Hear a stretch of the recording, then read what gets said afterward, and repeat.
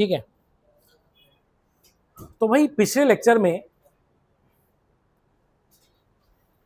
हमने देख लिया था, तो पिछले लेक्चर हमने क्या देखा था? So we have seen productivity of the ecosystem, ecosystem की प्रोडक्टिविटी देखी थी, ठीक है ना। कौन बताएगा मुझे? Will tell me what is the productivity of an ecosystem? How can you define it? It is the rate of biomass, आगे, in a certain period over a certain area is termed as the productivity of an ecosystem. समझा है? ठीक है। And then we have discussed what yes gross primary productivity. Okay, then we have discussed gross primary productivity,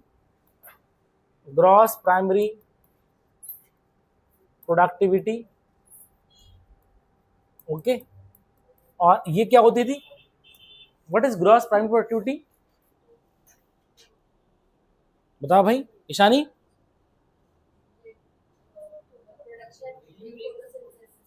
हाँ, मतलब photosynthesis के time पे कितना production हुआ, किसका? बायोमास का, हाँ, ठीक है। ये चीज, अब बायोमास क्या है? एनर्जी और nutrients, they are known as a single entity, ठीक है ना, उसको हम बोल देंगे बायोमास। ओके, तो ग्रॉस प्राइमरी प्रोडक्टिविटी का मतलब ये हुआ कि जो है कितना ज्यादा बायोमास बना फोटोसिंथेसिस के टाइम पे, समझ में आ रहा है? ठीक है। And then we have seen net primary productivity,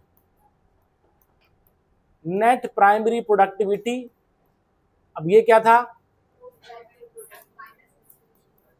yes, वैसे क्या हुआ? मतलब जो हमारा बायोमास है उसमें से जो बायोमास आया, that is gross primary productivity. अब क्योंकि ऑर्गेनिज्म रेस्पिरेशन भी कर रहा है, और रेस्पिरेशन में क्या होता है? एनर्जी रिलीज होती है, तो उसमें उसने क्या कर दिया, इस ग्रॉस प्राइमरी प्रोडक्टिविटी में रेस्पिरेशन, ठीक है ना, उस लॉस किया। तो हम बोलेंगे नेट प्राइमरी प्रोडक्टिविटी क्या होगी? तुम्हारी gross primary productivity minus respiration losses,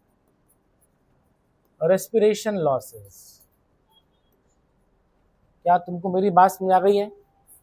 बस हमने इतना ही देखा था, नेट प्राइमरी प्रोडक्टिविटी देखा था, ठीक है। ये अब आगे लिखेंगे, इसमें आगे चलेंगे, इसमें लिखेंगे हम सेकेंडरी प्रोडक्टिविटी। अब हम देखेंगे सेकेंडरी प्रोडक्टिविटी।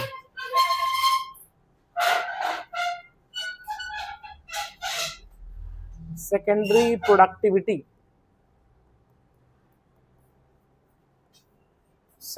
प्रोडक्टिविटी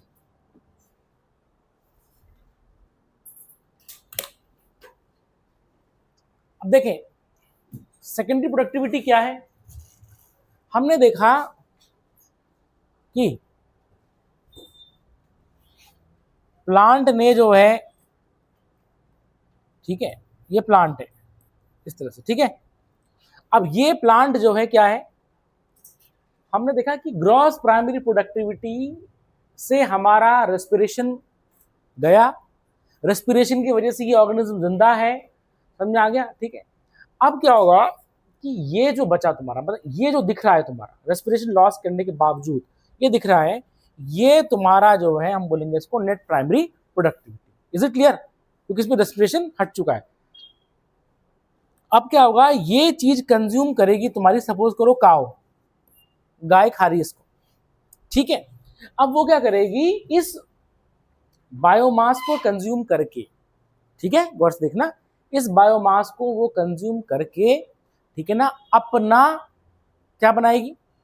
बायोमास बनाएगी।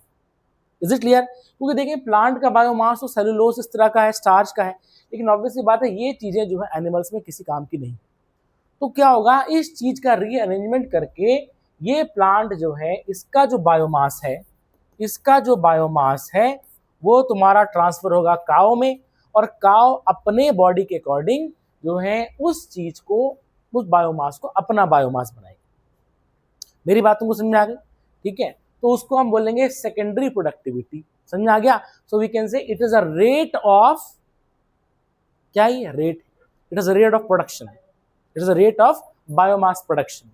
मेरी बात समझ आ गई, ठीक है। और किस में देखा जाएगा, ये कंज्यूमर में देखा जाएगा, ठीक है, जो कंज्यूम कर रहा है उसको समझ में आ गया।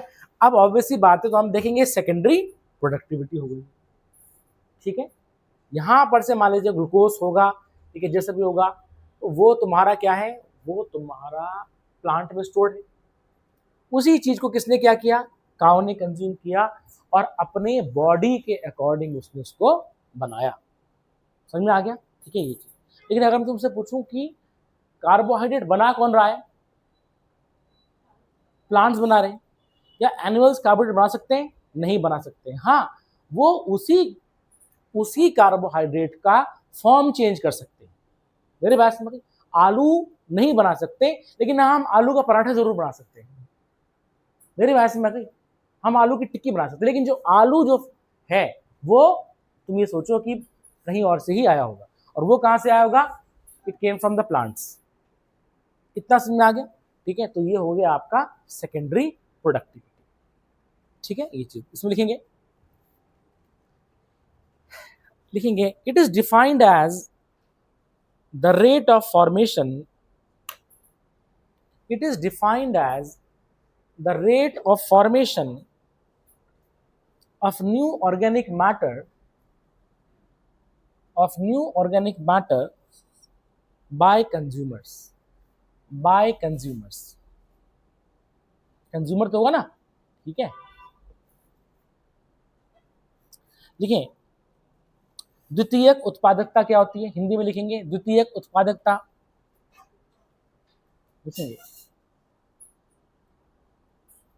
लिखेंगे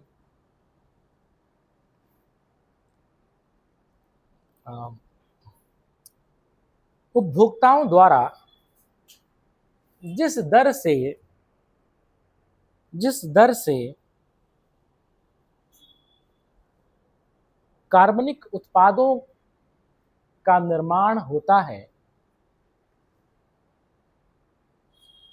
कार्बनिक उत्पादों का निर्माण होता है, उसे द्वितीयक उत्पादकता कहते हैं।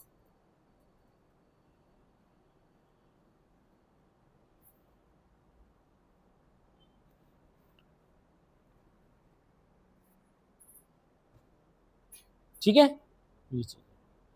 द्वितीयक उत्पादकता कहते हैं, ठीक है। तो हमने यहाँ पर देखा प्रोडक्टिविटी का कंसेप्ट, ठीक है। तो प्रोडक्टिविटी हमने देखा क्या होता है, और हमने देखा उसमें gross primary productivity, net primary productivity, secondary productivity, पक्का, ठीक है। अब सुनिए सेकेंडरी प्रोडक्ट, मैं इसी को मैं अगर आगे बढ़ाऊंगा तो मैं बोलूंगा ऑर्गेनिज्म ने कितना बनाया, ठीक है।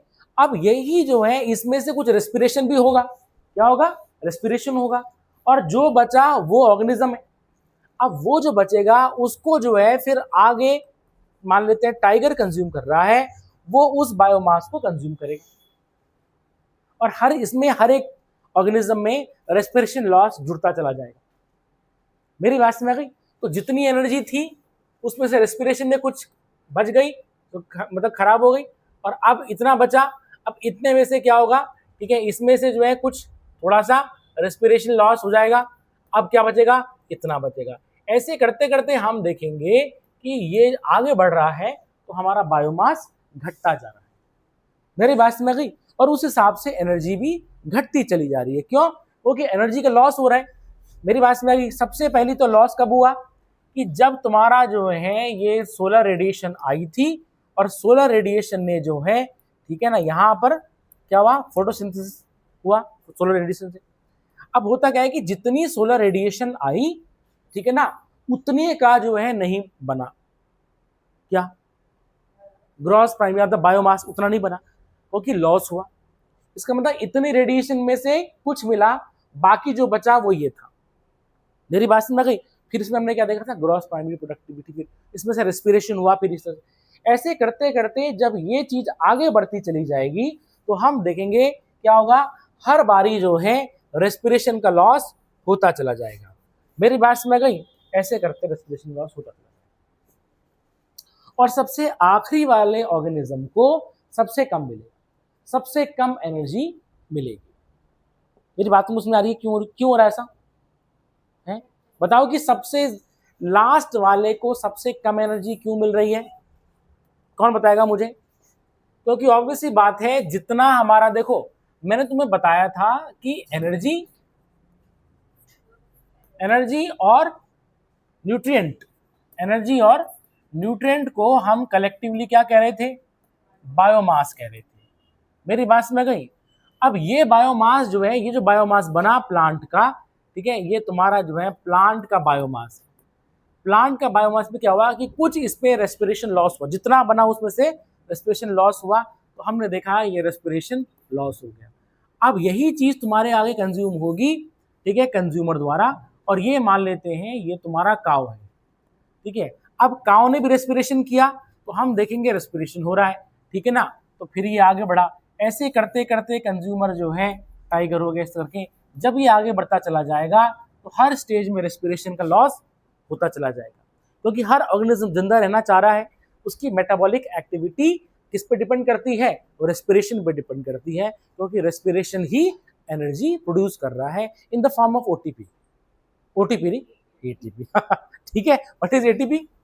Adenosine triphosphate. अब ध्यान देना, ये जो एनर्जी है तुम्हारी धीरे धीरे करके कम होती चली जाएगी। इसका मतलब तुम्हारे एग्जाम में क्वेश्चन पूछा हुआ था यूपीएससी में कि जो है जब फूड चेन में हम आगे बढ़ेंगे तो हमारा जो है एनर्जी बढ़ेगी, घटेगी, या उतनी रहेगी? घटेगी, घटेगी। मेरी बात समझ गई? ठीक है ना। और इसलिए हम देखते हैं कि ये जो फूड चेन है ये ज्यादा लंबी नहीं चलती है, 3 या 4 पे आकर के, मुश्किल से 5 में आकर के ये खत्म हो जाती है। क्यों? क्योंकि आगे कुछ बचेगा ही नहीं। मेरी बात तुमको समझ में आ गई है? ठीक है ना। तो इसलिए हम बोलते हैं कि क्वेश्चन आएगा कि क्यों ज्यादा फूड चेन लंबी नहीं चलती है? इसलिए चलती है क्योंकि कुछ आगे बचता ही नहीं। समझ में आ गया? ठीक है। वैसे भी हम देखते हैं 10% लॉ, 10% लॉ बायो में होता है। 10% लॉ, इसमें ये होता है, क्या होता है? सिर्फ जो है 10% ही मिलता है। मतलब अगर मान लेते हैं कि जो है प्लांट ने 100 जूल एनर्जी बनाई, इसका सिर्फ जो है 10 जूल ही क्या मिलेगा?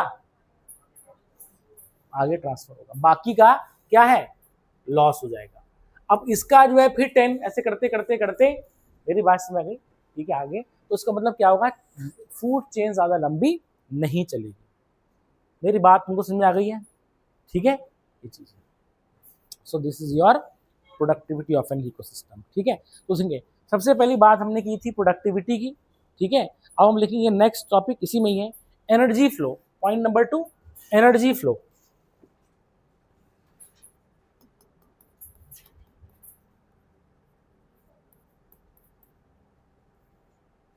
एनर्जी फ्लो, ठीक। अब सुने, तो मान लेते हैं ये प्लांट्स हैं, प्लांट्स को कंज्यूम किया तुम्हारा जो है काऊ ने, काऊ को कंज्यूम किया टाइगर ने, इस तरह से। ठीक है, आगे बढ़ता चला गया। अब हम देखेंगे कि यहां पर न्यूट्रिशन जो है तुम्हारा, न्यूट्रिशन कहां से डराइव हुआ था? प्लांट से, और वही न्यूट्रिशन आगे तुम्हारा फूड चेन में पास हो रहा है। समझ में आ गया? इस न्यूट्रिशन को जो है हम दिखाएंगे, इसको हम बोलेंगे ट्रॉफिक लेवल पे। क्या दिखाएंगे? Trophic level. ट्रॉफ का मतलब होता है न्यूट्रिशन। ट्रॉफ का मतलब क्या होता है? न्यूट्रिशन। तो हम देखेंगे कि जब क्या होगा कि एक ट्रॉफिक लेवल से दूसरे ट्रॉफिक लेवल में एनर्जी फ्लो करेगी, समझ में आ गया, तो वो कंसिडरेबली कम देखी जाएगी। इसका मतलब जो है, जो ट्रॉफिक लेवल जैसे करके बढ़ता रहेगा आगे 1 2 3 इस तरह से, तो एनर्जी कम होती रहेगी। मेरी बात समझ में आ गई? ठीक है, तो लिखेंगे इसमें। अच्छा, और सुने, ये तुम्हारा जो है यूनिडायरेक्शनल फ्लो करेगी, कभी ये बाय डायरेक्शनल नहीं हो सकती है। मतलब ये नहीं कि कम से जो है तुम कर लो, पानी हमेशा जो है हायर लेवल से लोअर लेवल पे आता है। समझ आ गया? Electric current will flow from the higher potential to lower potential, not from lower to the higher potential. मेरी बात समझ गई? सिमिलरली एनर्जी जो है ज्यादा एनर्जी से कम की ओर फ्लो करती है, कम से ज्यादा की ओर नहीं फ्लो कर सकती। समझ आ गया? ये पॉसिबल नहीं है। Is it clear? ठीक है, तो हमेशा ध्यान देना, ये जो एनर्जी फ्लो है ये क्या है? यूनिडायरेक्शनल है, एक तरफा है। यूनि डायरेक्शनल, ठीक है। और कहां से कहां फ्लो करेगी, हायर से लोअर, और हायर से लोअर में अगर हम देखेंगे ट्रॉफिक लेवल में प्लांट्स से कंज्यूमर, समझ आ गया। तो हम देखेंगे जैसे काउ हो गया, तो काउ ने डायरेक्टली कंज्यूम किया प्लांट को, तो हम बोलेंगे फर्स्ट ऑर्डर कंज्यूमर, क्या बोलेंगे, फर्स्ट ऑर्डर कंज्यूमर। फिर आगे सेकेंड ऑर्डर, थर्ड ऑर्डर, इस तरह से। तो इसका मतलब जो है 1 2 3 जब ये नंबर बढ़ते चले जाएंगे तो हम देखेंगे एनर्जी कंसिडरेबली कम होती चली जाएगी, ठीक है। तो लिखेंगे इसमें energy flow, this is the unidirectional, this is the unidirectional movement of energy towards, कैसा गया एग्जाम, अच्छा हुआ पेपर वैसे अब धीरे करके, हाँ वैसा नहीं आ रहा है कि टिक वाला हो जाएगा सिंपल, ठीक आया था कुछ पढ़ाया हुआ,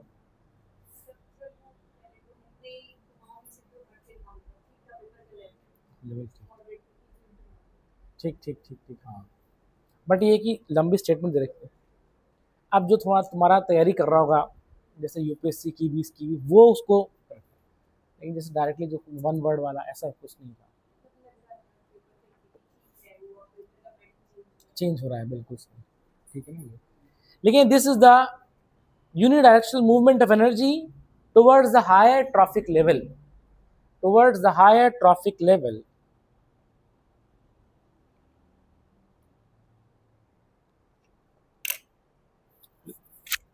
higher trophic level, लिखेंगे, लिखेंगे at each trophic level, इसमें लिखेंगे at each trophic level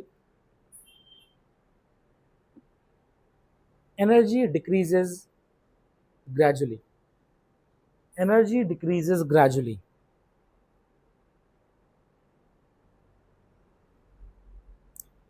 इसमें लिखेंगे हिंदी में लिखेंगे उच्च पोषण स्तर से, उच्च पोषण स्तर से निम्न पोषण स्तर की ओर ऊर्जा का एक ही दिशा में प्रवाह होता है, एक ही दिशा में प्रवाह होता है,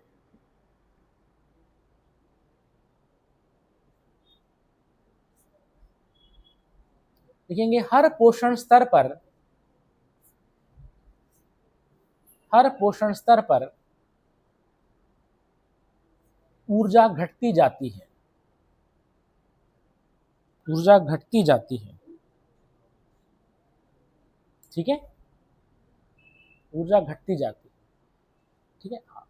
लिखेंगे इंग्लिश में, इंग्लिश में लिखेंगे, आगे आगे लिखेंगे, कंटिन्यू करेंगे, लिखेंगे it is for this reason, it is for this reason that trophic level cannot exceed 4 or 5 because beyond this no energy left, no energy left to sustain the organism, no energy is left to sustain the organism, लिखेंगे इसी कारणवश, इसी कारणवश खाद्य श्रृंखला, खाद्य श्रृंखला 4 या 5 से अधिक, खाद्य श्रृंखला 4 या 5 से अधिक स्तर से आगे नहीं जा पाता, क्योंकि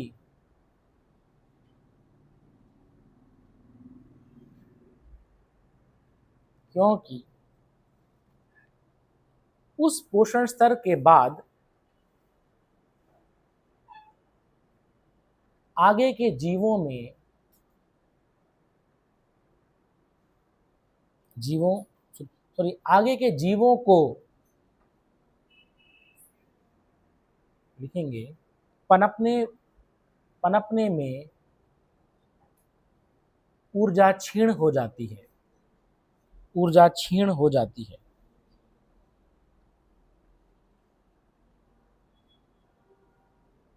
ठीक है, ये चीज है। Next, is it clear? समझ में आ रहा है? थोड़ा सा, थोड़ा थोड़ा। ठीक है, ये चीज है। बाकी इसी में लिखेंगे एनर्जी फ्लो में। सुने, अब लिखेंगे फोटोसिंथेटिकली एक्टिव रेडिएशन, इसी में ही है। फोटोसिंथेटिकली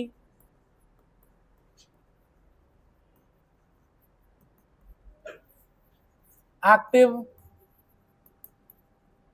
रेडिएशन,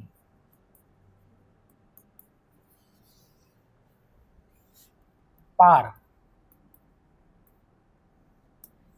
पार फोटोसिंथेटिकली एक्टिव रेडिएशन। अब देखें,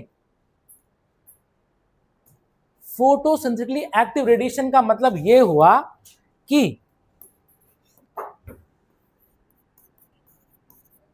ठीक है, इस तरह से ठीक है। हम देख रहे हैं कि ये जो है प्लांट है, ठीक है, इस तरह से प्लांट है। तो अब क्या होगा, प्लांट से जो क्या आ रही है, सनलाइट आ रही है। समझ में आ गया? ठीक है, लाइट आ रही है। अच्छा, अब तुमको पता है कि ये जो लाइट होती है वो इलेक्ट्रोमैग्नेटिक स्पेक्ट्रम में लाई करती है। Is it clear? ठीक है ना? ये फोटोसिंथेटिकली एक्टिव रेडिएशन का मतलब ये है कि इसमें फोटोसिंथेसिस परफॉर्म करने के लिए जो रेडिएशन जरूरी होती है, समझ में आ गया? ध्यान देना, सन से तो बहुत सारी रेडिएशन आ रही है, लेकिन प्लांट उसमें से कुछ ही जो है स्पेक्ट्रम की क्या करेगा, वो जो है वेवलेंथ को यूटिलाइज करेगा और वो अपना फोटोसिंथेसिस परफॉर्म करेगा। मेरी बात समझ? ठीक है, ये चीज तो मतलब ये है कि मतलब अगर इतनी ज्यादा रेडिएशन आ रही है, इसमें से एक कुछ रेंज जो है वही प्लांट्स के लिए बेनिफिशियल है, बाकी उसके लिए कबाड़ है। और यही स्मॉल अमाउंट ऑफ रेडिएशन जो है वो क्या करेगी, उसमें फोटोसिंथेसिस परफॉर्म करवाएगी। और वही जब देखो, तो ऑब्वियस सी बात है, ये क्या आ रही है भाई, ये तो रेडिएशन आ रही है। और रेडिएशन क्या है? एनर्जी है। क्या है? एनर्जी है। अब क्या होगा, यही एनर्जी जो है, ठीक है, या रेडिएशन प्लांट में फोटोसिंथेसिस कराएगी और बाद में यही रेडिएशन फिक्स हो जाएगी in the form of biomass. मेरी बात समझ आ गई? तो इसका मतलब इतने बड़े वाइड स्पेक्ट्रम से जो है, जितना स्मॉल पोर्शन जो होता है जो कि प्लांट्स में फोटोसिंथेसिस प्रोसेस कराता है, उसको हम बोलते हैं फोटोसिंथेटिकली एक्टिव रेडिएशन। मेरे बात समझ? बाकी उसके किसी काम का नहीं होता है। इसका मतलब हम देख रहे हैं कि फूड चेन का जो सबसे देखा जाए तो प्लांट से भी पहले क्या आ रहा है, एनर्जी कहां से आ रही? Sun is the ultimate source of energy on earth. Okay, तो वहां से एनर्जी आ रही है, बट एनर्जी का कोई लिमिट तो होगी, क्या यूज कर रहा है, तो उसको हम बोलेंगे पार बोल देंगे। क्या बोल देंगे? पार कहेंगे। ठीक है, ठीक। तो मतलब ये वो रेडिएशन है, ये वो एनर्जी है जो कि सन से आ रही है, वो पोर्शन जो है, ठीक है ना, एनर्जी का, जो कि प्लांट जो है फोटोसिंथेसिस के लिए यूटिलाइज कर रहा है, इसको हम बोलते हैं पार। क्या तुमको मेरी बात समझ आ गई? ठीक है, तो लिखेंगे इसमें, it is a portion of light spectrum, it is a portion of light spectrum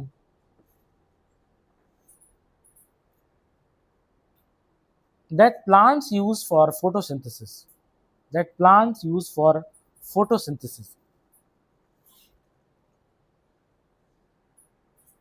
ठीक है, लिखेंगे its range lies between, its range lies between, लिखेंगे 400 to 700 नैनोमीटर, 400 से लगभग लगभग 700 नैनोमीटर तक पीएआर होती है। ठीक है, ये चीज ठीक है। अच्छा, अब देखो, अच्छा लिखेंगे इसमें, हिंदी में लिखेंगे, लिखेंगे स्पेक्ट्रम को क्या बोलेंगे हिंदी में हम भाई? स्पेक्ट्रम को स्पेक्ट्रम ही कहते हैं, है ना। लिखेंगे यह प्रकाश स्पेक्ट्रम का वह हिस्सा होता है,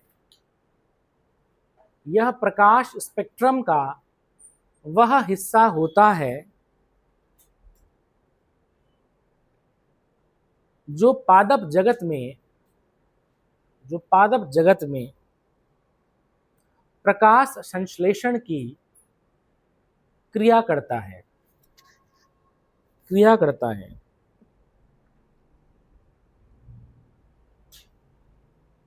समझ में आ गया? लिखेंगे यह 400 से 700 नैनोमीटर तक होता है, ठीक है। 400 से 700 नैनोमीटर तक होता है। What is nano? नैनोमीटर मतलब 10⁻⁹, ठीक है, उसको बोलते हैं हम नैनो, ठीक है। ये अब सुनिए, इतना समझ आ गया। अब यह देखिए क्या होगा, इसका मतलब जितना सोलर रेडिएशन है, ठीक है।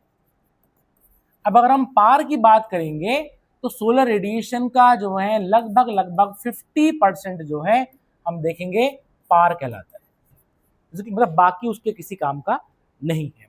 समझ में आ गया? लिखेंगे out of the total incident solar radiation, out of the total incident solar radiation लिखेंगे लेस देन 50%, लिखेंगे is PAR, photosynthetically active radiation. समझ में आ गया? लिखेंगे सौर ऊर्जा का 50% से कम हिस्सा पार होता है, ठीक है। अब सुने, तो मतलब जितनी सोलर रेडिएशन आ रही है उसमें, समझ आ गया, PR, हाँ, पार होता है, पक्का? Is it clear? अच्छा सुने, अब ये नहीं है कि 50% आ रही है तो मतलब ठीक है कि 50% ले लेगी, नहीं। प्लांट अब इसमें क्या करेगा, इसका जो है सिर्फ और सिर्फ 2 से 10% वो कंज्यूम करेगा। मेरी बात समझ आ गई? मतलब जितना आ रहा है उसमें 50% काम का है, लेकिन उसमें जो है उतना देखा जाए तो उस प्लांट की क्षमता कितनी है, उस पार का 2 से 10% बहुत हाई प्रोडक्टिविटी हो जाएगी, तो 2 से 10% तक जो है उसके लिए यूजफुल होगा। समझ में आ गया? देखें, पार तो क्या हुआ कि जिस वेवलेंथ पे फोटोसिंथेसिस हो रही है, समझ में आ गया। अब प्लांट उसमें से जो है कितना परसेंट लेगा, सब तो ले नहीं सकता। मेरी बात समझ आ गई? ठीक है, मतलब ये है कि तुम शादी में गए, तुमने कहा हाँ भाई अच्छा मेरे लायक ये बनाया हुआ है, रोटी बनी हुई है, ये दाल बनी हुई है, पनीर बनी हुई है, समझा? अब तुम उस लाइन में खड़े हो गए, अब वहां पर इतना रोटी का चट्टा लग रखा है, अब ये तो है नहीं कि तुम मुंह खोला और सबका सब खा लोगे, उसमें से जो है तुम क्या करोगे, कुछ 2-3 रोटी 10 रोटी खाओगे तुम। Is it clear? तो तुम्हारे काम की तो रोटी थी, लेकिन अब सारा नहीं कंज्यूम करोगे तुम, क्योंकि हर प्लांट की अपनी कैपेसिटी होती है। तो ये कैपेसिटी जो है पार की जो है उस पार रेडिएशन की 2 से 10% है। 10% मतलब हो गया बहुत ज्यादा प्रोडक्टिविटी। और ये देखेंगे ये कहाँ देखी जाती है, तुम्हारी ट्रॉपिकल या इक्वेटोरियल रीजन में देखी जाती है, क्योंकि वहां पर सनलाइट ज्यादा पड़ रही है, तो ये कंडीशन फेवरेबल है तो इसलिए। अदरवाइज सारा रेंज क्या है, 2 से 10%।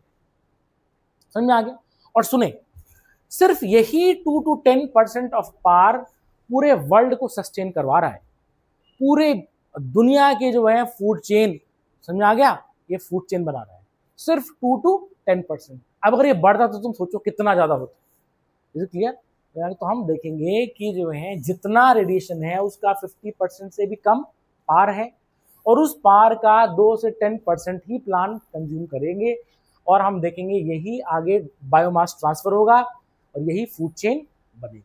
तो कितने कम पोर्शन में फूड चेन बन रही है, मेरी बात समझ गई? ठीक है, ये कहते हैं कि अर्थ में जो है, अर्थ इतना प्रोड्यूस करती है कि इंसान संतुष्ट हो जाएगा, समझा आ गया। लेकिन जो है इंसान अगर ग्रीडी है, लालची है, तो उसके लिए ये भी कम है। मेरी बात समझ आ गई, ठीक है ना। तो मतलब अर्थ में इतना होता है कि इंसान के लिए सफिशिएंट है। बट अगर तुम्हारी ग्रीड है कि मुझे प्रॉफिट कमाना ही करना है, तो तुम्हारे लिए ये भी कम हो जाएगा, समझ आ गया। पेट भरने के लिए बहुत है ना हमारा भाई। पेट तुम बोलोगे एक टाइम पे तुम कितनी रोटी खाओगे? 10 रोटी खाओगे मुश्किल से, बस 15-20, समझ में आ गया, ठीक है ना। ये चीजें दिन में तुम 3 बार खाओगे तो 4 बार खाओगे, बट इतना बहुत है। मेरी बात समझ आ गई। तो पता है कि हम देखते हैं कि कितना ज्यादा हम अभी वो आया था, न्यूज आई थी कि कितना ज्यादा हम खाना वेस्ट करते हैं, मतलब खाना वेस्ट करते हैं। तो हमने भाई अपने प्रोक्योर कर लिया और हमने खाना वेस्ट कर दिया। अब जो गरीब है उनको खाना नहीं मिला। मेरी बात समझ आ गई। तो अगर ग्रीड नहीं होती हम में, तो खाना इक्वली डिस्ट्रीब्यूट होता, तो वर्ल्ड में पॉवर्टी नाम की कोई चीज नहीं होती। लेकिन हमने क्या कर दिया, हमने कहा हाँ भैया ये सारा हमारे गोदाम में स्टोर है। मेरी बात समझ गई, ठीक है। और हमने जो है स्टोर कर दिया और हमने प्राइस बढ़ा दिया, प्राइस बढ़ा दिया। होगा, यही होता है, होर्डिंग होती है ना, ठीक है। अब क्या हुआ कि जो अमीर आदमी जो उसको तो सर्वाइव करेगा, लेकिन गरीब आदमी का आटा नहीं है तो वो भूखे मर रहे हैं, समझ आ गया। तो ग्रीड की वजह से ये होता है। मेरी बात समझ गई। मैंने तो बताया ट्रॉपिकल रीजन में कोई भूखा नहीं मरता, ट्रॉपिकल और जो है इक्वेटोरियल रीजन भूखा नहीं मरता। लेकिन हाँ, इंसान की ग्रीड है, उसने जो दबा दिया, लो अब खाओ तुम। Is it clear? ठीक है ना। तो ये चीज है। तो लिखेंगे इसमें, आओ लिखेंगे, plants capture only 2 to 10% of this power. Plants capture only 2 to 10% of this power and this small amount of energy sustains the entire living world, sustains the entire living world.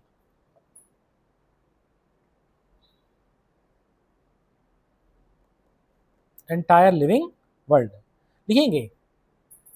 पादप जगत पार का मात्र 2 से 10% हिस्सा ही उपयोग में ला पाते हैं,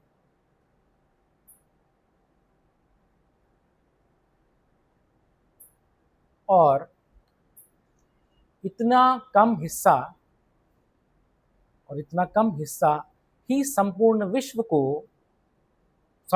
का पालन पोषण करता है,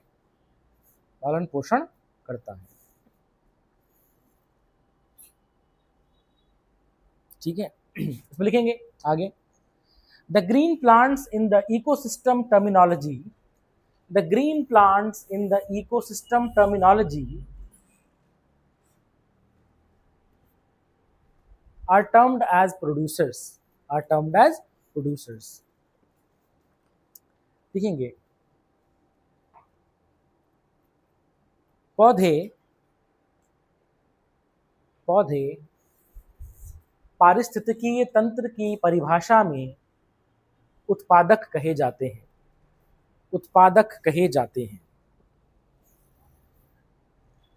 ठीक है। एग्जाम्पल उदाहरण के तौर पे लिखेंगे क्या क्या है, लिखेंगे फाइटोप्लैंक्टन्स। एग्जाम्पल क्या होगा इसका? प्रोड्यूसर एग्जाम्पल क्या है?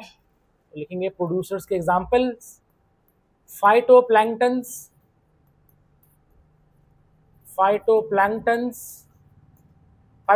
क्या होते हैं? वो तुम्हारे जो है माइक्रोस्कोपिक ऑर्गेनिजम्स होते हैं जो कि तुम्हारा सनलाइट पे डिपेंड रहते हैं और अपने आप जो है फूड प्रोड्यूस करते हैं। और जो जानवर प्लैंक्टन्स उसको बोलेंगे हम जू प्लैंक्टन्स। क्या बोलेंगे? जू प्लैंक्टन। समझा आगे? तो लिखेंगे इसके एग्जाम्पल, फाइटोप्लैंक्टन्स, एल्गी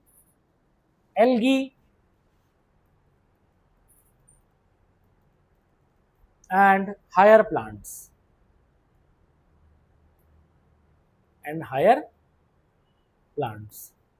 लिखेंगे। इसका उदाहरण क्या है? फाइटोप्लैंक्टन्स एल्गी और उच्च पौधे, ठीक है ना, हायर प्लांट्स हो गए। लिखें इस पे, ऑल एनिमल्स डिपेंड्स डायरेक्टली और indirectly, all animals depends directly or indirectly on plants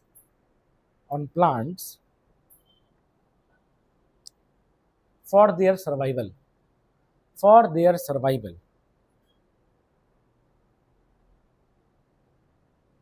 They are called as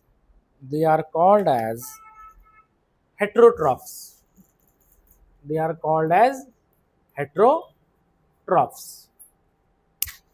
ठीक है, और कंज्यूमर्स, ठीक है। ठीक है, अच्छा एक मिनट, वो उसमें जरा लिख दो, जरा तुम प्रोड्यूसर में लिख दो, उनको बोलते हैं हम क्या, ऑटोट्रॉफ्स, ठीक है, इसको क्या बोलते हैं हम, ऑटोट्रॉफ्स,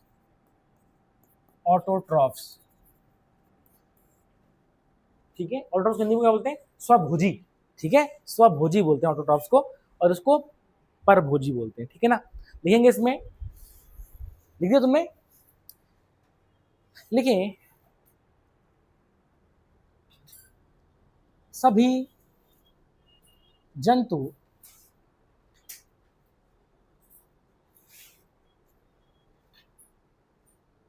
डायरेक्ट को हिंदी में बोलेंगे, डायरेक्ट को, सभी जंतु प्रत्यक्ष और अप्रत्यक्ष रूप से, सभी जंतु प्रत्यक्ष और अप्रत्यक्ष रूप से पादप जगत पर जीवित रहते हैं, इसीलिए उन्हें लिखेंगे उपभोक्ता या परभोजी कहा जाता है, परभोजी कहा जाता है।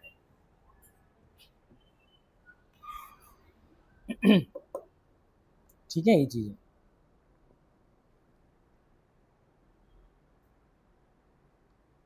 इज इट क्लियर, कुछ समझ आ रहा है, जो नई लड़की आ रखी है, पक्का, झूठ तो नहीं बोलना तुम? ठीक है, ग्रेजुएशन कर लिया तुमने अपना, 12th पास हो तुम, अभी रिजल्ट आया, ओह तुम मौज मेला करती, तुम यहाँ क्या पढ़ने चली आई? ठीक है, कहाँ पढ़ी हो? KVS, कौन से वाले? रायपुर में, ठीक। अच्छा अब लिखेंगे हम, अच्छा समझ आ गया, फूड चेन, ठीक है, तो दिस इज फूड चेन। अच्छा फूड चेन बेसिकली क्या होगा, एक यूनिडायरेक्शनल फ्लो है, समझ आ गया, उसमें लिखेंगे हम टाइप्स ऑफ फूड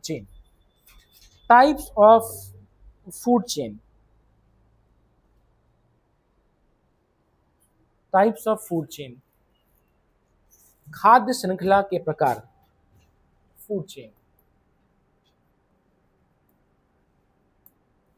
देखिए इट इज ऑफ 2 टाइप्स, 2 प्रकार की है। देखिए पहला फूड चेन शुरू होती है तुम्हारे प्रोड्यूसर से, समझ आ गया, उसको हम सुनो, यहां देखिए, जैसे मान लेते हैं ये घास है, ये क्या हो गई, घास हो गई, ग्रासेस हो गई, तो ग्रासेस जो हैं इसको कंज्यूम किया काऊ ने, ठीक है, काऊ को कंज्यूम किया तुम्हारे टाइगर ने, इस तरह से आगे बढ़, समझ में आ गया। तो पहली फूड चेन ये हो गई जिसको, जो कि ग्रासेस पे डिपेंड है, और ये जो प्रोड्यूसर है, प्रोड्यूसर कंज्यूम करेंगे, ठीक है, ग्रेजर्स मतलब जो चरते हैं। तो पहली फूड चेन हो गई ग्रेजिंग फूड चेन, नोट कर लेंगे, पहली हो गई ग्रेजिंग फूड चेन, ठीक है, ठीक। और दूसरी क्या हो गई, मान लेते हैं कि टाइगर मर गया, या देखो टाइगर मरा, या फिर काव और ये जो भी है, तो इसके जो है टाइनी टाइनी पार्टिकल्स जो थे वो तुम्हारे मिट्टी में है कि नहीं है, पार्टिकल्स हो गए, मतलब इसका डिकम्पोजिशन हुआ, डिकम्पोज होकर के छोटे छोटे जो है पार्टिकल्स रह गए। अब इस पार्टिकल पर जो है, इन पार्टिकल्स को कंज्यूम किया तुम्हारे जो है इसको हम बोलते हैं डेट्रिटस। क्या बोलते हैं? डेट्रिटस। Is it clear? ठीक है। इसको कंज्यूम किया तुम्हारे, मान लेते हैं अर्थवॉर्म ने। अर्थवॉर्म को कंज्यूम किया फॉर एग्जांपल तुम्हारा फ्रॉग ने। फ्रॉग को कंज्यूम किया स्नेक ने। स्नेक को कंज्यूम किया ईगल ने। समझ आ गया इस तरह से? तो ऐसी भी फूड चेन चलेगी। तो एक तो जो है सीधा तुम्हारा प्रोड्यूसर से चल रही है, उसको हम बोलेंगे ग्रेजिंग फूड चेन, और दूसरी होगी डेट्रिटस फूड चेन। क्या बोलेंगे उसको हम? Detritus food chain. इसको नोट कर लो। ठीक है। तो सबसे पहले हम लिखेंगे grazing food chain.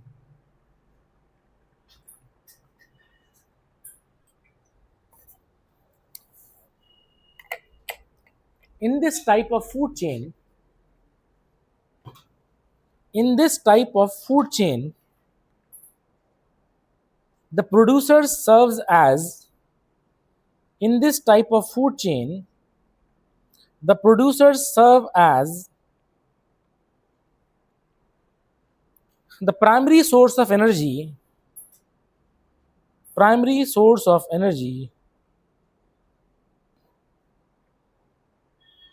and constitute the first trophic level and constitutes the first trophic level। ठीक है। and constitutes the first trophic level। समझ में आ गया? ठीक है। इसी में लिखेंगे ग्रेजिंग फूड चेन में आगे energy for the grazing food chain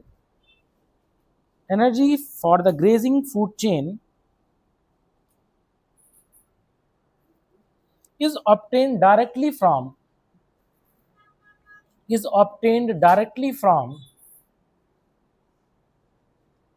the sunlight,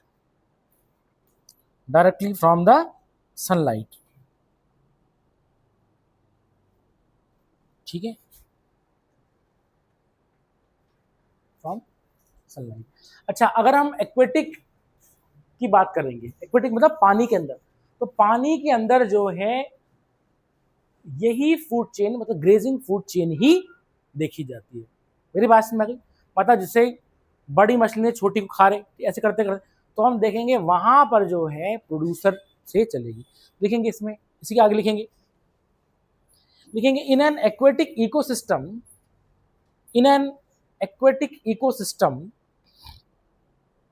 grazing food chain is the major conduit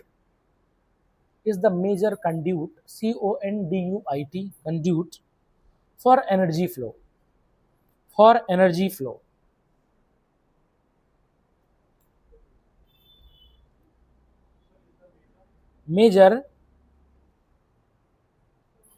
नहीं, मैं फिर से बोल रहा हूं, in an aquatic ecosystem grazing food chain is the major conduit CONDUIT मतलब जो है फ्लो करना, major conduit for energy flow.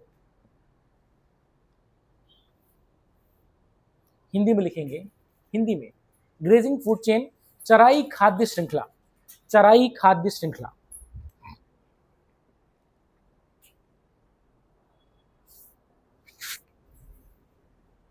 देखिए इस प्रकार की खाद्य श्रृंखला में उत्पादक ऊर्जा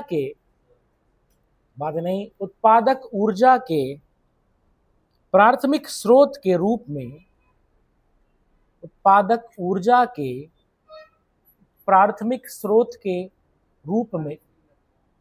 खाद्य श्रृंखला के बाद उत्पादक ऊर्जा के प्राथमिक स्रोत के रूप में कार्य करते हैं और प्रथम पोषण स्तर का निर्माण करते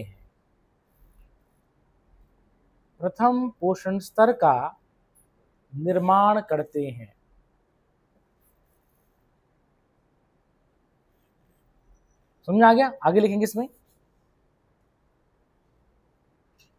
चरने वाली खाद्य श्रृंखला के लिए, चरने वाली खाद्य श्रृंखला के लिए, श्रृंखला के लिए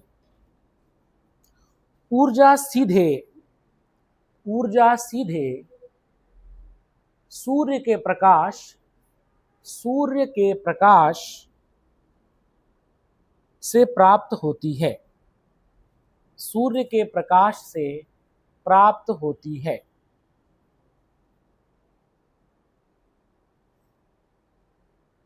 लिखेंगे इसी में आगे, लिखेंगे जलीय पारिस्थितिकी तंत्र में, जलीय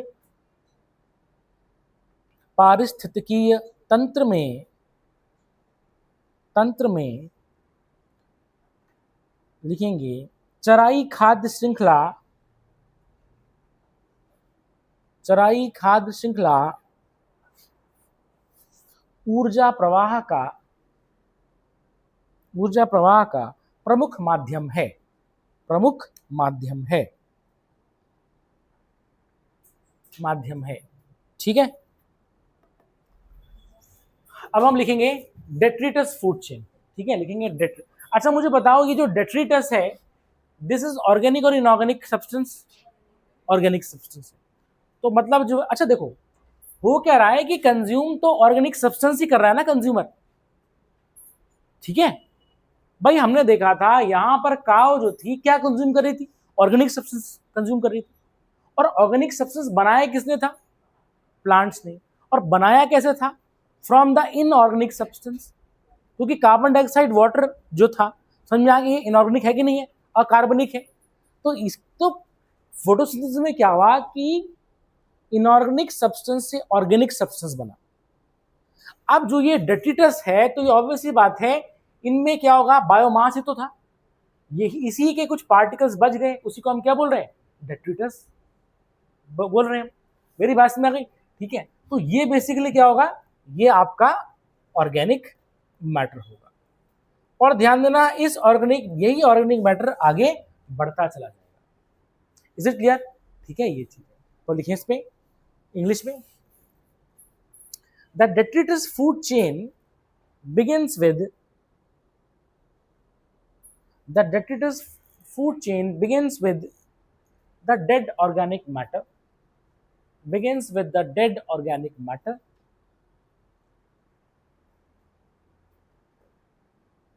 dead organic matter,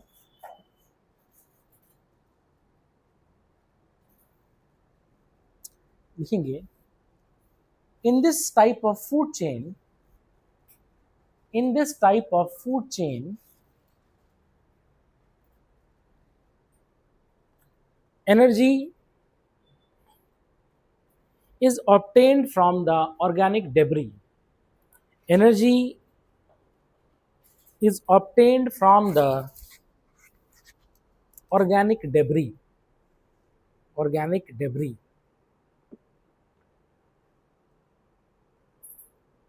ठीक है, और सुने, मेन जो है आपका लैंड में, जमीन में इस तरह की फूड चेन देखी जाती है, बहुत बड़ा कंपोनेंट है। लेकिन इसमें in a terrestrial ecosystem, in a terrestrial ecosystem a much larger fraction of energy, fraction of energy flows through the detritus food chain than through the detritus food chain than through the grazing food chain, grazing food chain। Hindi में लिखेंगे अवशिष्ट खाद्य श्रृंखला, अवशिष्ट खाद्य श्रृंखला।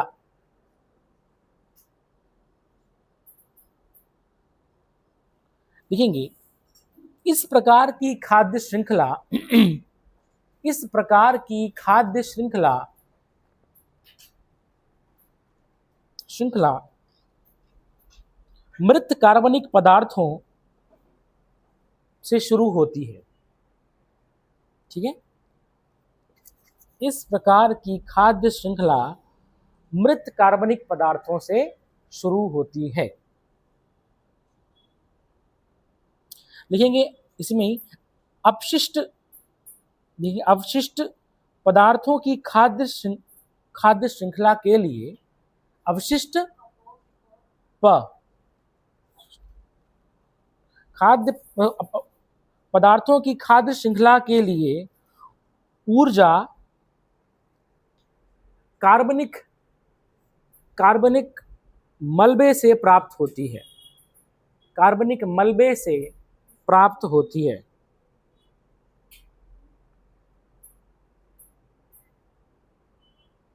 ठीक है, लिखेंगे स्थलीय पारिस्थितिकी तंत्र में ऊर्जा का एक बहुत बड़ा हिस्सा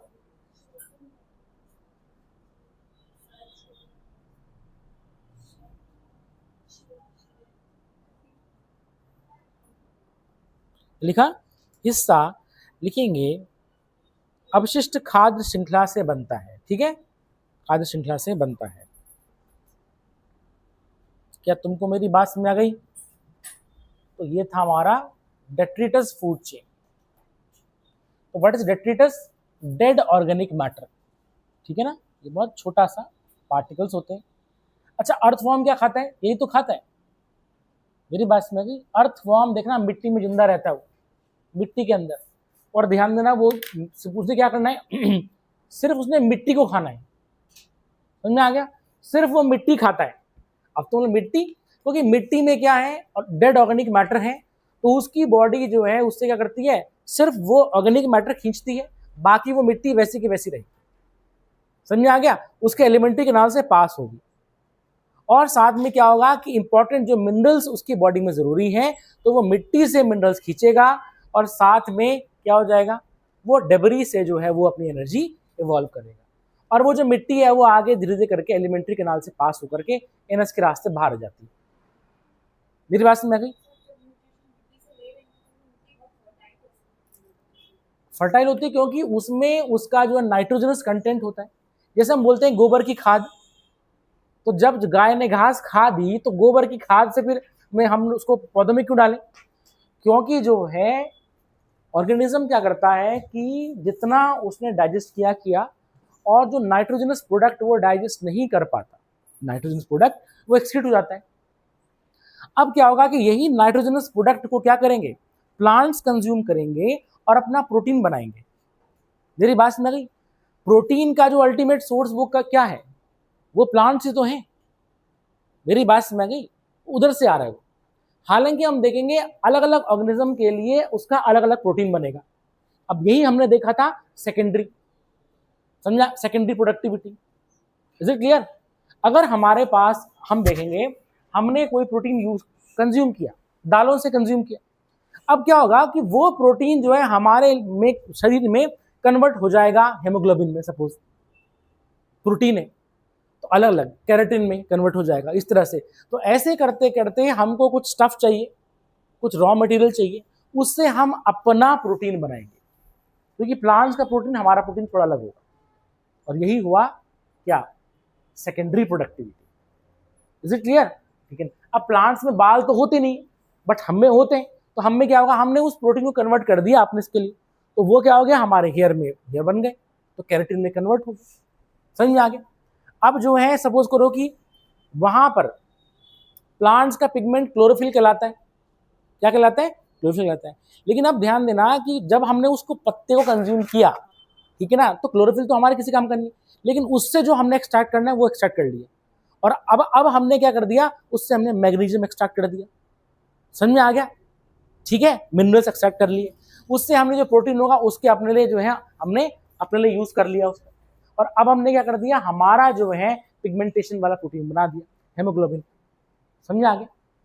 ग्लोबिन प्रोटीन बना दिया, ठीक है ना। तो सोर्स वो आ रहा है। तो लेकिन अब सवाल ये, हमने तो वहां पर, ठीक है, या फिर हमने क्या किया, हमने जो है जानवरों को खाया, हमने चिकन कंज्यूम किया, लेकिन ऑब्वियसली बात है या तो ग्रेजिंग होगी या डेट्रिटस होगी। तो शुरू जो है ऑब्वियसली बात है ये कहाँ से हो रही है, प्लांट से हो रही है, और यहाँ पर ये डेट्रिटस से हो रही है। इसका मतलब यहाँ पर प्रोटीन भी कहाँ से आ रहा होगा, अल्टीमेटली ग्रेजिंग फूड मतलब यहाँ से आ रहा होगा। तो उसका मतलब क्या हो रहा है कि यही चीज आगे बढ़ रही है। और ऑर्गेनिज्म अपने लिए, जैसे मैंने तुम्हें कहा कॉकरोच और बीटल्स ने, उसने कार्बोहाइड्रेट को जो है अपना चाइटिन बना दिया, हार्ड कवर बना दिया, मेरी बात समझ, जिसको हम बोलते हैं एक्सोस्केलेटन। लेकिन हमने नहीं बनाया, क्योंकि हमारा अलग है फंक्शन, उनका अलग है। समझ में आ गया? प्लांट ने वही जो है कार्बोहाइड्रेट को अपना जो स्ट्रेंथ में कन्वर्ट कर दिया, वुड बना दिया। बट हम वुड के थोड़े ना बनते, मेरी बात में आ गई। तो हमने लेकिन उस चीज को अलग में कन्वर्ट कर दिया। Is it clear? तो वही होता है ऑर्गेनिज्म, और यही चीज क्या होती है, इसी को हम बोलते हैं सेकेंडरी प्रोडक्टिविटी। क्या तुमको मेरी बात समझ आ गई? अच्छा, प्लांट फिर प्रोटीन कैसे बनाएगा? हम तो प्रोटीन चलो खा रहे हैं मुर्गे से, ठीक है, मटन से, दाल से, लेकिन प्लांट क्या करेगा कि नाइट्रोजनस जो है सॉइल में जो नाइट्रोजनस कंटेंट होगा उसको वो लेगा, क्योंकि आपको कोई रॉ मटेरियल तो चाहिए ना। तो प्लांट क्या करता है, उस सॉइल से नाइट्रोजन कंटेंट लेता है और तब अपना प्रोटीन बनाता है, क्योंकि बिना प्रोटीन के तो पॉसिबल ही नहीं है ना। क्या ऑर्गेनिज्म करे ना, it is a body building food. समझ आ रहा है? ठीक है, ये चीज। तो अब हमने क्या करना है, नाइट्रोजन कंटेंट कैसे आएगा? हमने देखा कि जो है गाय ने जो गोबर किया वो नाइट्रोजन कंटेंट है, समझ में आ गया? वो नीचे आया, वो फिर जो है क्या हुआ, उससे जो है वो मिट्टी में मिला, और उससे फिर प्लांट ने क्या किया, खींचा अपना। मेरी बात समझ? अच्छा, और गाय ने अपना न्यूट्रिशन कैसे प्लांट प्राप्त किया होगा? फ्रॉम द प्लांट से। तो अल्टीमेटली हम देख रहे हैं कि कहीं ना कहीं घूम फिर के वहीं आ रहे हैं, वो प्लांट से आया था, वो फिर घूम करके वहां हो गया। Is it clear? या फिर क्या होता है, कभी कभार जो है ऑर्गेनिज्म जो है, जो प्लांट है वो फॉर एग्जांपल लेग्यूम्स, जो दालें होती हैं लेग्यूम्स, तो वो अपने अंदर जो है बैक्टीरिया जो है रखता है, और वो बैक्टीरिया उसको बना के देते हैं। मेरी बात समझ में? ठीक है ना, प्रोटीन बना के दे देंगे, या नाइट्रोजन मतलब जो है एलिमेंटल नाइट्रोजन को वो कन्वर्ट कर देंगे नाइट्रोजनस प्रोडक्ट्स। कुछ समझ आ रहा है? ठीक है, इसको हम बोलते हैं नाइट्रिफिकेशन। क्या बोलते हैं? नाइट्रिफिकेशन। मतलब प्लांट्स ने क्या किया, प्लांट्स ने अपने जड़ों में, ठीक है ना, एक सिम्बायोटिक बैक्टीरिया रखे। उस बैक्टीरिया ने क्या किया, एटमॉस्फेयर में मौजूद नाइट्रोजन को बैक्टीरिया ने कन्वर्ट कर दिया नाइट्रोजनस प्रोडक्ट्स में। अब ये नाइट्रोजनस प्रोडक्ट जो है ऑर्गेनिज्म, बैक्टीरिया ने कहा लो भाई प्लांट तुम ले लो। प्लांट खुश हो गया और उसने अपना प्रोटीन बना दिया, और बदले में प्लांट ने क्या कर दिया, उसको शुगर दे दिया, क्योंकि वो शुगर बना रहा है, फूड दे दिया, तो बैक्टीरिया भी खुश, वो भी खुश। तो ऐसे बैक्टीरिया जो कि एलिमेंटल नाइट्रोजन को नाइट्रोजनस प्रोडक्ट में बदलते हैं, इनको हम बोलते हैं नाइट्रीफाइंग बैक्टीरिया। समझ में आ गया? फिर कुछ ऐसे बैक्टीरिया होंगे जो कि उस नाइट्रोजनस प्रोडक्ट्स को वापस एलिमेंटल नाइट्रोजन में बदलेंगे, उसको हम बोलेंगे डीनाइट्रीफाइंग बैक्टीरिया। और यही तो है हमारा इकोसिस्टम, चक्र जो चल रहा है इस तरह से, वेरी बात, साइकिल चल रही है।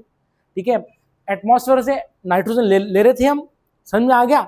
बैक्टीरिया, नाइट्रीफाइंग बैक्टीरिया वापस वहीं मिल जाएगा, और वो कौन कर रहा है, वो भी बैक्टीरिया कर रहे हैं, डीनाइट्रीफाइंग बैक्टीरिया। वो नाइट्रोजनस प्रोडक्ट्स को एलिमेंटल नाइट्रोजन में कन्वर्ट कर देंगे। एलिमेंटल पता ना क्या होता है, एलिमेंट नाइट्रोजन, सिंपल। ध्यान देना, प्योर नाइट्रोजन गैस कोई भी ऑर्गेनिज्म यूज नहीं कर सकता एक्सेप्ट नाइट्रीफाइंग बैक्टीरिया की। मेरी बात समझ गई? क्योंकि वो मोस्टली इनर्ट रहती है, और जबकि हमारे एटमॉस्फेयर में मेजर पोर्शन नाइट्रोजन ही है, तुमको पता होगा, ठीक है ना। लेकिन डायरेक्टली यूज नहीं करते, प्लांट्स डायरेक्टली नहीं ले सकता उसको। Is it clear? क्या तुमको मेरी बात समझ आ गई है? ठीक है, ये चीज। तो this is type of food chain, grazing food chain and detritus food chain. अब हम चलेंगे लिखेंगे, अब हम डिफरेंस देखेंगे food chain and food web. लिखेंगे food chain and food web. Food chain and food web. तुम्हें गर्मी लगी, यहाँ बैठ जाओ तुम। गर्मी लगी तुम्हें, इधर इधर बैठ जाओ, ठंडी हवा आ रही है। बैठ जाओ बैठ जाओ, ठीक है। तो मैंने कहा गर्मी लग रही है तो देखें, food chain and food web. अब देखें क्या है कि फूड चेन अभी हमने देखी क्या, या तो डेट्रिटस होगी या ग्रेजिंग होगी। अब मान लेते हैं कि घास है, ग्रास है, ग्रास को कंज्यूम किया किसने, काव ने कंज्यूम किया, काव को कंज्यूम किया टाइगर ने। समझ में आ गया, ये तो एक फूड चेन हो गई। अब एक फूड चेन हम और देखते हैं कि मान लेते हैं कि काव को कंज्यूम किया जो है वुल्फ ने। Is it clear? तो अब ये फूड चेन हो गई है, इसको हटा दें तो ये एक फूड चेन हो गई। मेरी बात तुमको समझ आ गई, ठीक है ना। या फिर हम ये भी देख सकते हैं कि इस जो है काव को कंज्यूम किया लायन ने। मेरी बात समझ आ गई, तो ऐसे में ये फूड चेन ये चल गई। Is it clear? ठीक है ना। या फिर हमने देखा क्या कि ये लायन जब मरा तो इसका जो क्या हो गया, इसका डेट्रिटस बना। क्या बन गया? डेट्रिटस बना, ठीक है। और डेट्रिटस फूड चेन तुम्हारी अब आगे बढ़ी तो सब फॉर एग्जांपल तुम्हारा जो है फॉर एग्जांपल ग्रास हॉपर क्या करता है, वो तुम्हारा जो है डेट्रिटस को कंज्यूम करता है। ग्रास हॉपर को कंज्यूम किया तुम्हारा जो है फ्रॉग ने, फ्रॉग को कंज्यूम किया ईगल ने, ओ सॉरी स्नेक ने, स्नेक को कंज्यूम किया ईगल ने। समझ में आ गया, ये चीज हो गई। तो ये फूड चेन ऐसी भी आगे बढ़ गई। मेरी बात समझ आ गई, ठीक है। ये चीज है। और हम देखेंगे ऐसी पॉसिबल है कि ग्रास हॉपर को कंज्यूम किया तुम्हारा मान लेते हैं कि लिजर्ड ने। मेरी बात समझ आ गई। और लिजर्ड को कंज्यूम किया जो है स्नेक ने। मेरी बात समझ आ गई। तो क्या होगा, this is known as food web.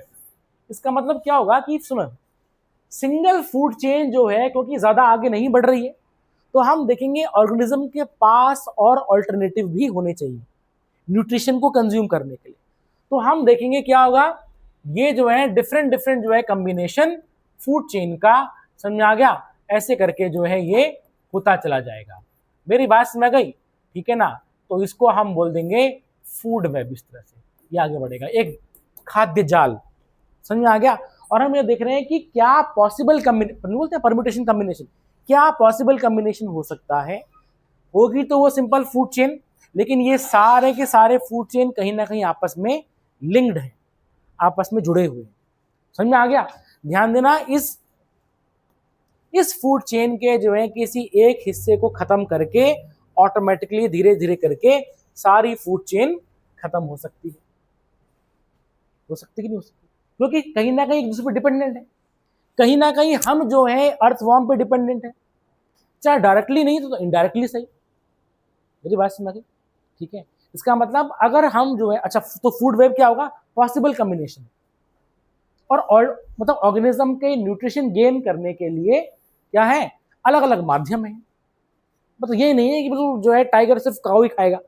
Tiger जो है डियर भी तो खा सकता है, टाइगर बफेलो भी तो खा सकता है। जैसे तुम कभी दाल खा रहे हो, कभी शाही पनीर खा रहे हो, समझ आ गया, कभी मिक्स वेज खा रहे हो, तो तुम्हारे भी तो ऑल्टरनेटिव है। तो ऑब्वियसली बात है, ये सारे के सारे ऑल्टरनेटिव इसमें हम फूड वेब में दिखाते हैं। और इस फूड वेब में अगर कोई एक हिस्सा गायब होता है तो हम देखते हैं कि पूरे के पूरे फूड वेब में इसका फर्क पड़ेगा, और हम देखेंगे कि फिर फूड सिक्योरिटी इशू देखने को मिलेगा। मेरी बात मुझे समझ आ रही है, ठीक है। ये चीज मान लेते हैं कि हमने बहुत एक्सेसिव फर्टिलाइजर यूज कर दी, ठीक है। एक्सेसिव फर्टिलाइजर डालने से क्या हो जाएगा कि जो है सॉइल में पोल्यूशन हो गया।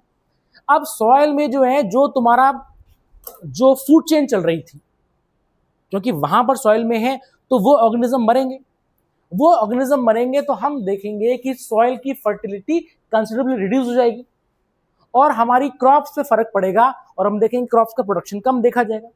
क्रॉप्स का प्रोडक्शन जब कम देखा जाएगा तो ऑब्वियसली क्योंकि ह्यूमंस हैं ज्यादा, क्रॉप्स हुई कम, तो क्या होगा, प्राइस राइज होंगी, ठीक है। तो क्या होगा, जो एफोर्ड नहीं कर पाया वो मर जाएगा। तो ध्यान देना, एलिमिनेट हो रहे नहीं हो रहे। और सिर्फ एक चीज को हटाने से हम देख रहे हैं कि धीरे धीरे करते करते बड़ी दिक्कत आ रही है। क्या तुमको मेरी बात समझ आ गई, ठीक है ना। तो इसलिए क्या हो रहा है कि हमें जो है हमेशा ध्यान रखना है, हम क्यों पढ़ रहे हैं, हम देख रहे हैं कि हमारा इनसे क्या रिलेशन है। ये रिश्ता क्या कहलाता है? समझ आ गया? ठीक है, तो हमारा जो ऑब्वियसली बात है, हमारा ग्रास हॉपर का रिलेशन है, दूर का रिलेशन है, हमारा काव का बहुत पास का रिलेशन है। समझ आ गया? ठीक है ना? लेकिन कहीं ना कहीं ये रिलेशन जुड़ा हुआ है, और एक चीज में इफेक्ट होने से पूरी पूरी फूड वेब इफेक्ट हो जाता है। मेरी बात में समझ आ गई? हम क्यों बोल रहे हैं कि टाइगर को बचाओ, हम क्यों बोल रहे हैं लेपर्ड को कंजर्व करो, वो तो जो है इंसानों को खा रहा है, बार बार पहाड़ों में आ रहा है, खा रहा है।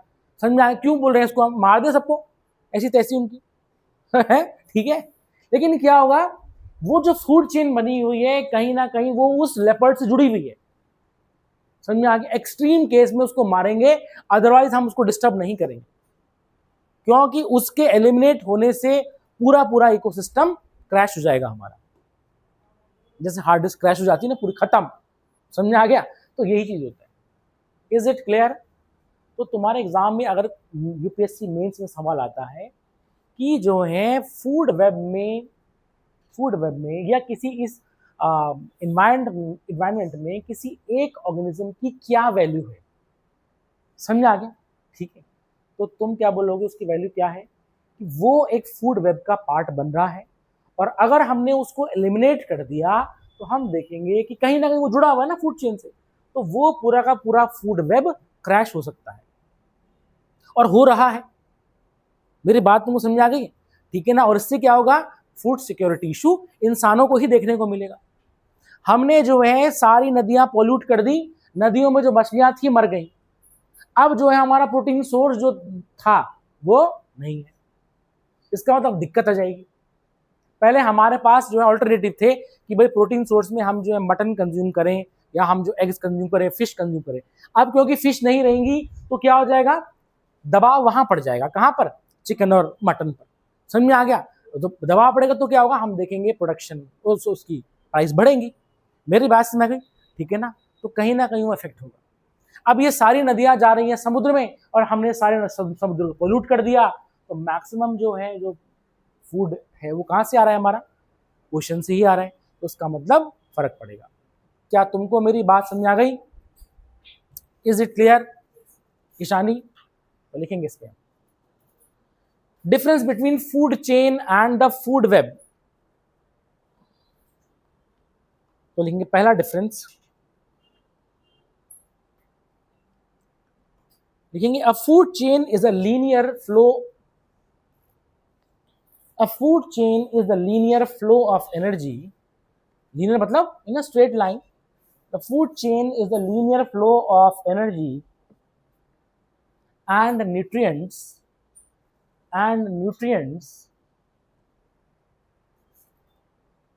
from one organism to another,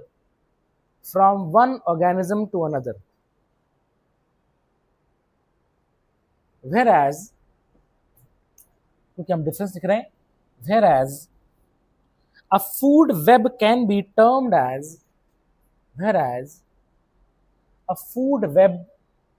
खाद्य जाल बोलते हैं उसको हम, can be termed as the combination of many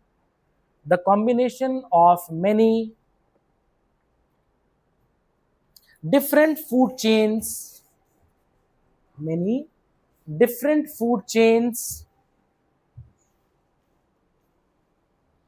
and the relationship that exists,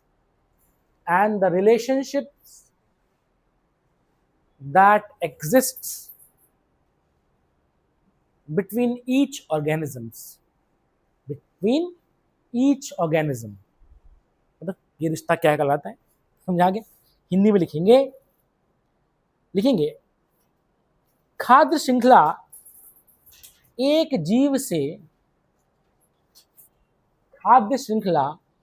एक जीव से दूसरे जीव तक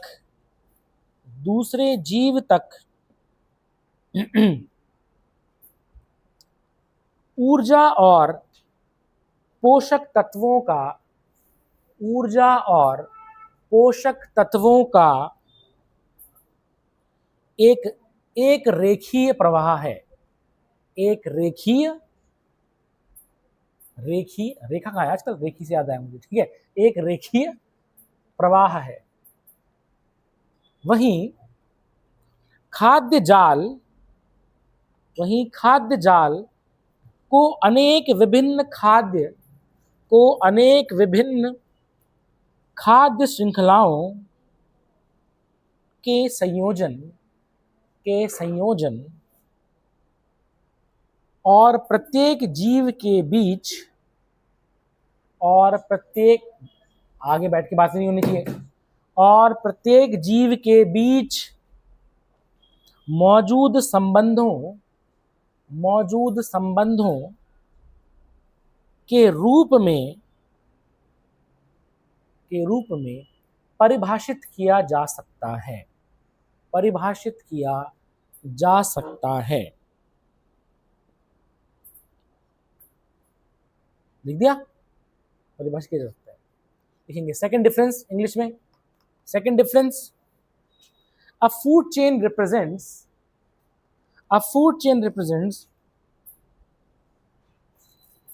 only one part of the food. A food chain represents only one part of the food or energy flow, one part of the food or energy flow, and reflects a simple and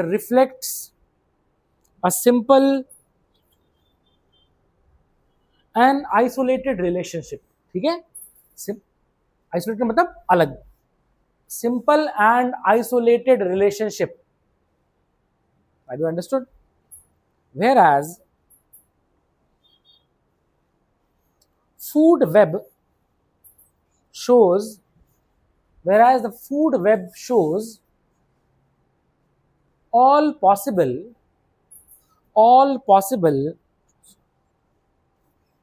transfer of energy and nutrients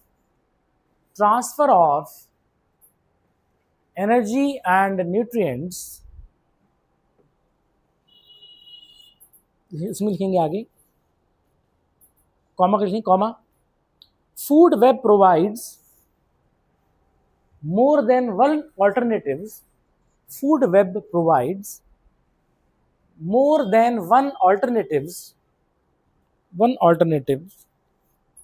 for food to most organisms.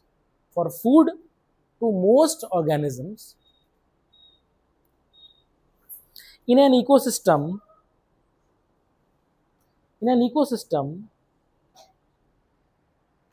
and therefore increases their chance of survival। ठीक है ना, उनके survival के chance बढ़ा देते हैं, and therefore increases their chance of survival। Hindi में लिखेंगे, खाद्य श्रृंखला भोजन या ऊर्जा प्रवाह के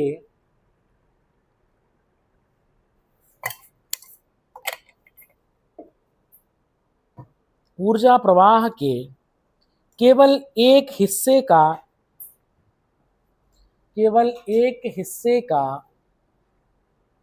प्रतिनिधित्व करती है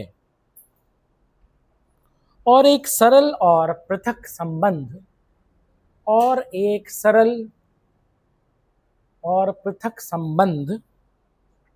को दर्शाती है।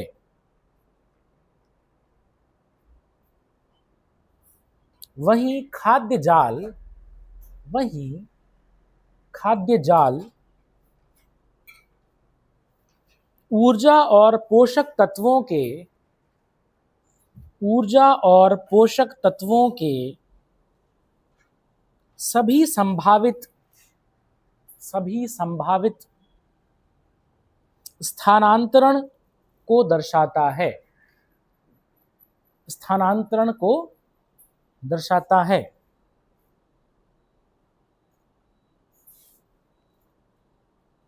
इसमें लिखेंगे, खाद्य जाल एक पारिस्थितिकी, इसी के आगे सही है, खाद्य जाल एक पारिस्थितिकी तंत्र में अधिकांश जीवों को भोजन के लिए जीवों को भोजन के लिए, और एक तंत्र में जीवों को भोजन के लिए एक से अधिक विकल्प प्रदान करता है और इसीलिए जीवों के जीवित रहने की संभावना